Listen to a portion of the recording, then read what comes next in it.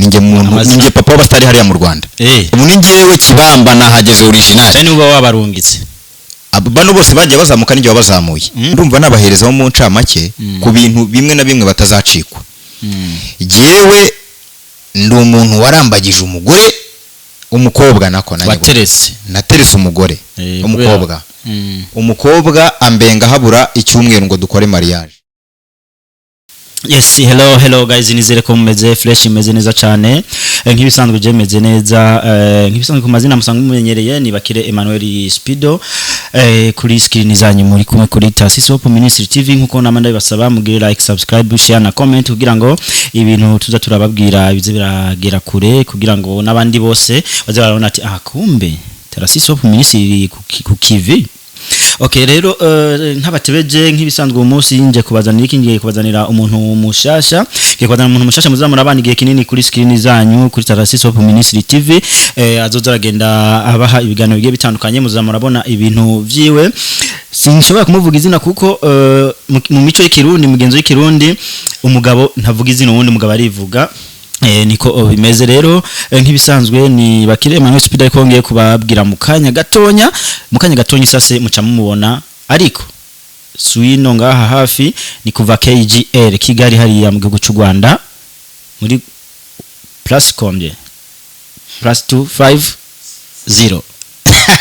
yes nuko bimeze rero mukanya cenza ndamubereke yitwa gute ari ndagwaye kazi brother A1 Thank you very much. Abakubona kuri screen bakumenya ku izina ryande. Ndi umugabo, ndubatse, mfite umugore n'umwana umwe. Ubatse n'umugore umwe. Nubatse n'umugore umwe.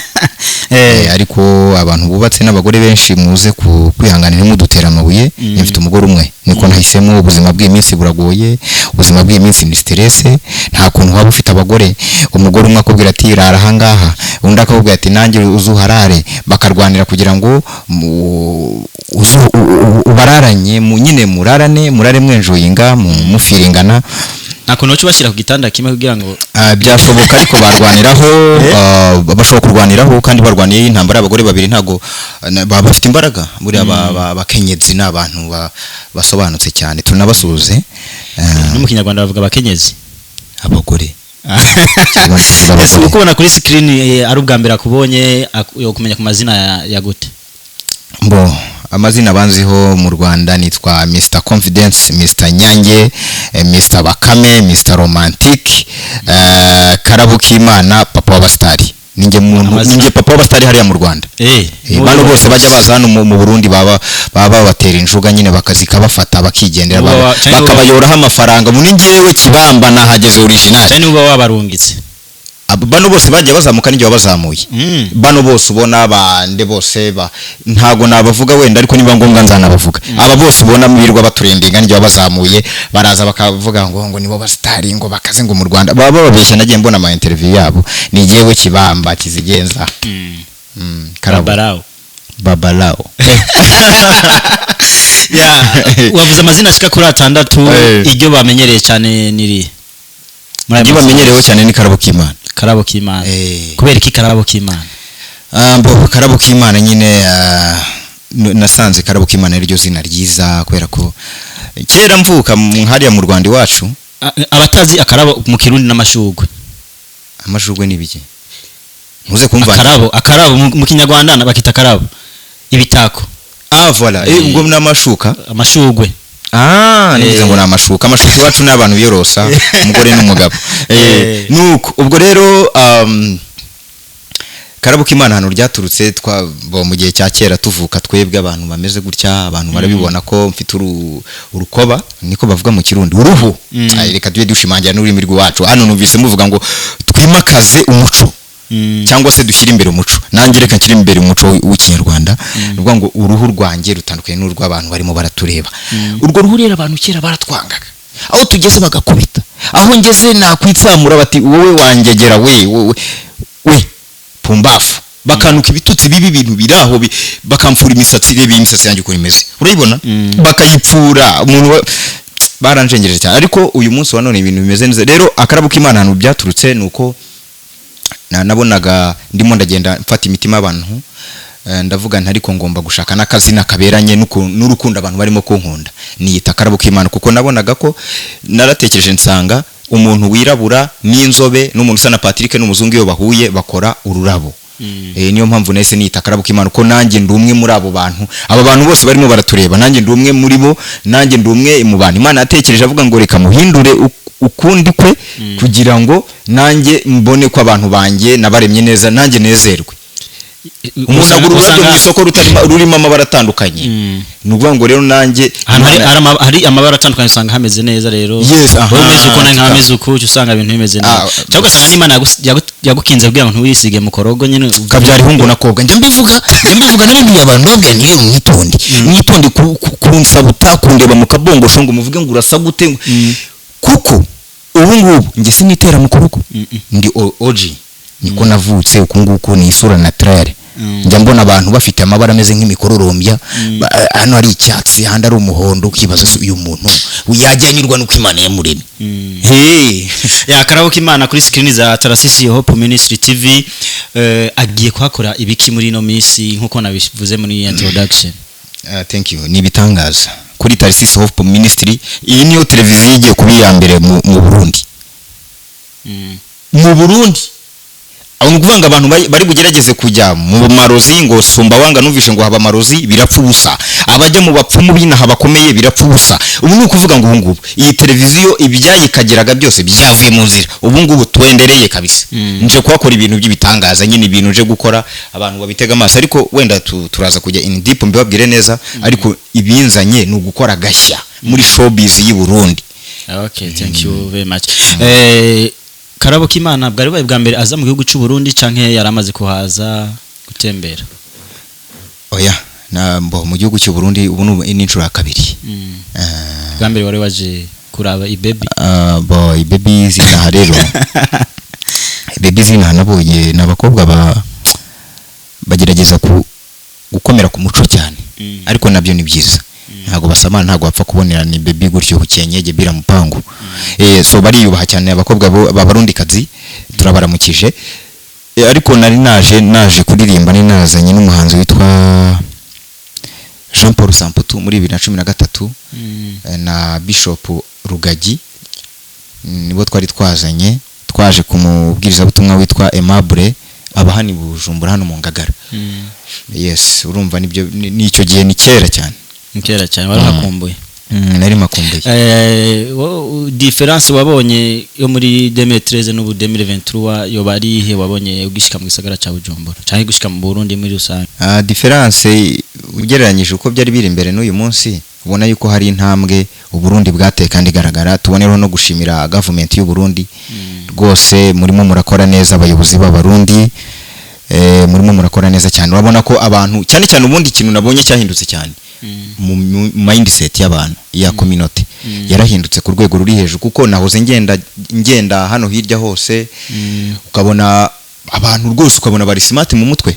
kera wenda no mu Rwanda byahozeho hari umuntu yagendaga ameze nkanjye ugasanga abantu barimo barakuvuga ibintu byinshi umuntu akagutuka atakuzi ariko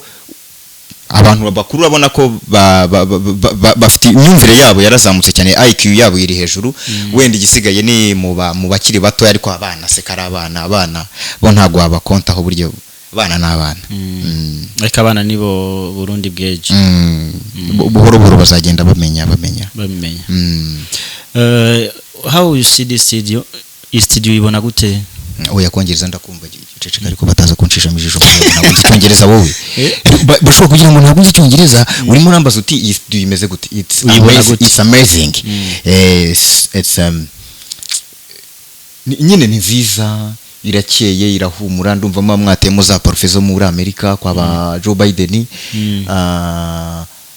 harakeye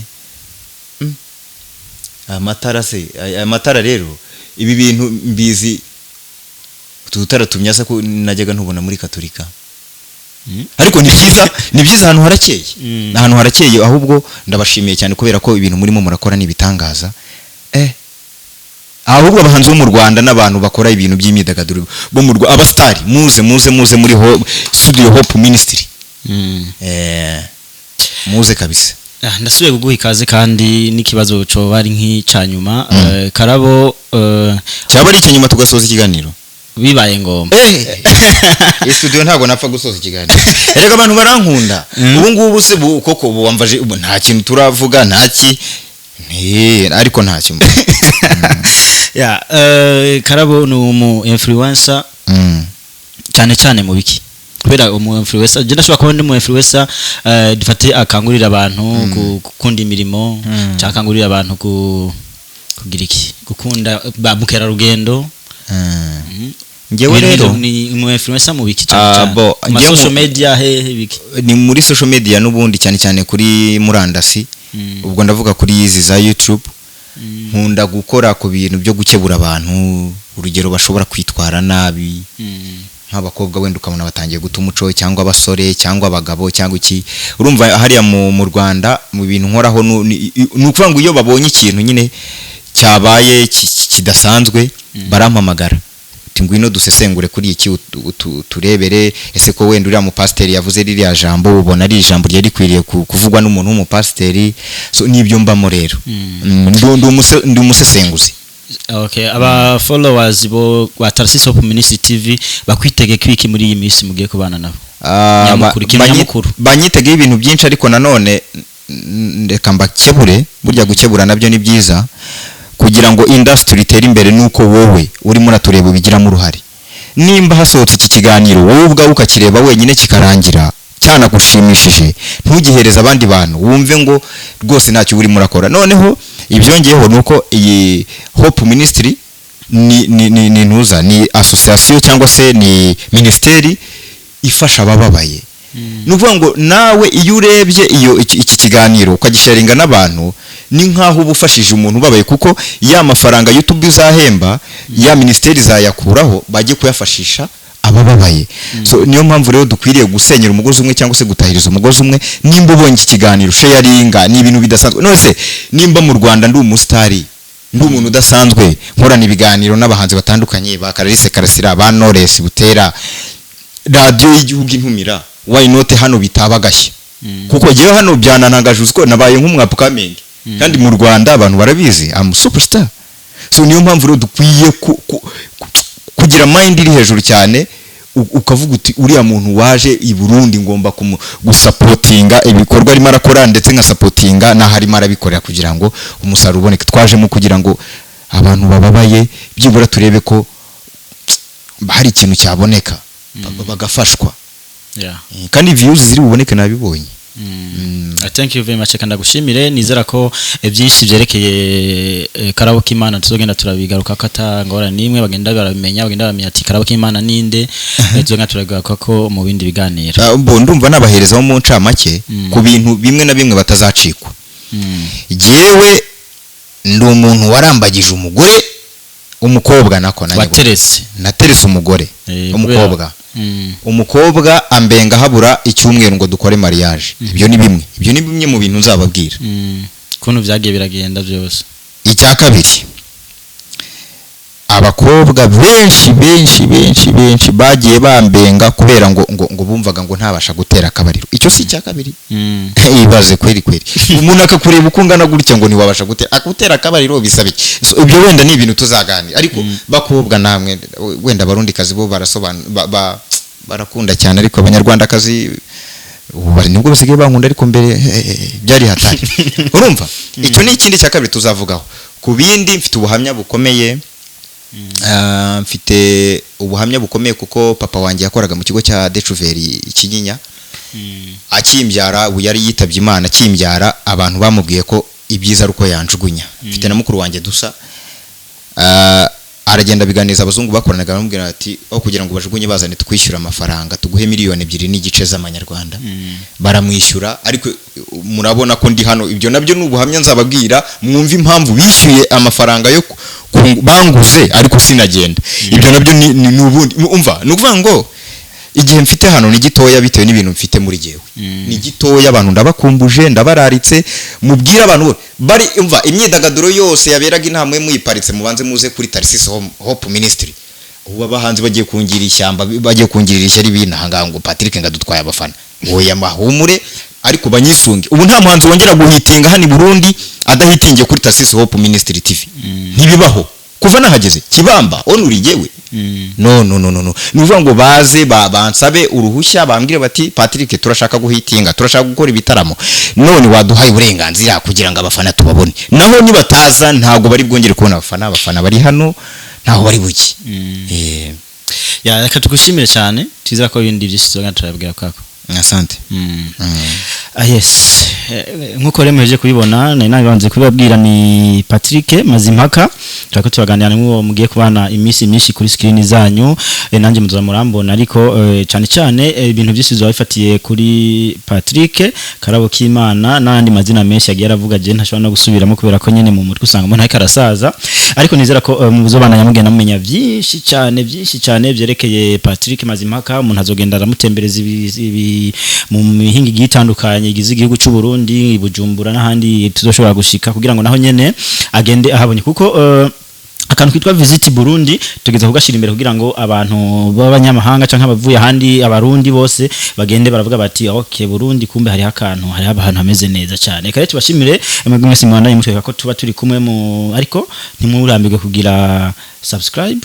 kugira ngo muze murabona ibintu aho bigeze muhereza n'abandi mugira share mugira ama comment kugira ngo nimara akantu katameze neza mutubwiye muti kosora kano kantu muragashobora kubishyira muri comment twebwe ntangwane n'imi comment zose turazisoma kuko comment zirubaka umuntu muri rusange reka yenda bashimire cyane mwe mwabanye nanje nizera ko mwana mugira n'ibihe byiza ciao hasta la vista à la prochaine.